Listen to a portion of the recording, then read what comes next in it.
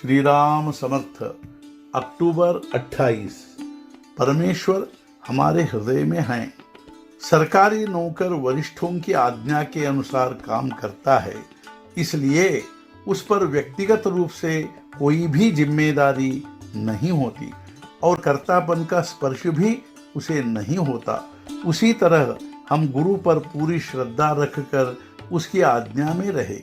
लाभ हानि भगवान जाने, जिम्मेदारी गुरु पर, और वही हमसे यह साधना करवाता है, इसलिए उसका उत्तरदायित्व भी उसी पर होगा।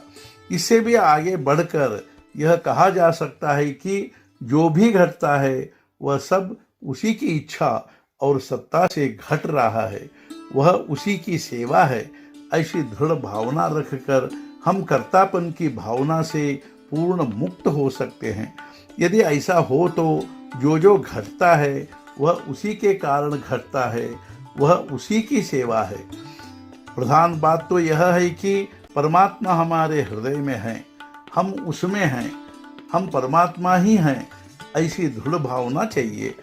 इसके बीच की कड़ी यह है कि परमात्मा हमें देखते हुए हम सब कर्म कर रहे हैं, ऐसी भावना, ऐसा भान होना आवश्यक है।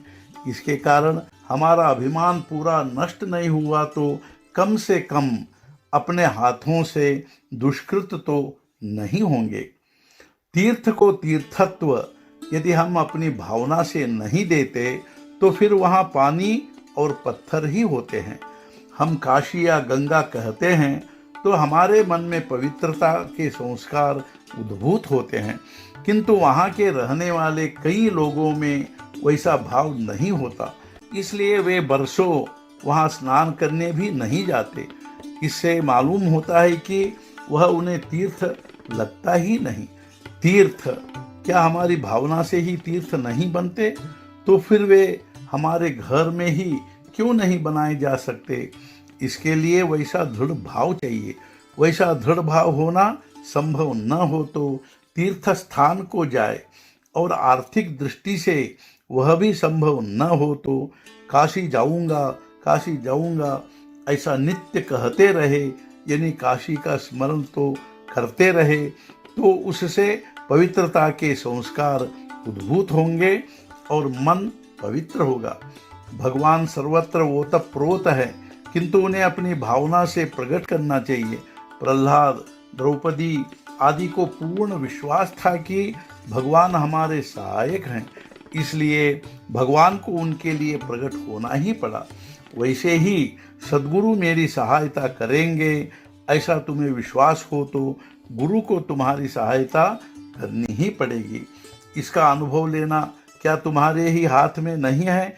स्वार्थ के लिए कर्म करना प्रपंच है और निस्वार्थ भाव से कर्म करना परमार्थ है। जिसके मन में आसक्ति नहीं होती उसे निस्वार्थी समझे। आसक्ति जाने की पहली सीढ़ी है उदासीनता। भगवान है ऐसा निशंक भाव से लगना ज्ञान है, और यह ज्ञान भगवान के अनुसंधान में रहने से अनायास प्राप्त होता है। आज का मुख्य विचार, यदि उपासना करना हेतु हो तो राम अपने पीछे खड़े हैं, ऐसी भावना उत्पन्न करना है। सद्गुरुनाथ महाराज की जय। जय जय रघुवीर समर्थ।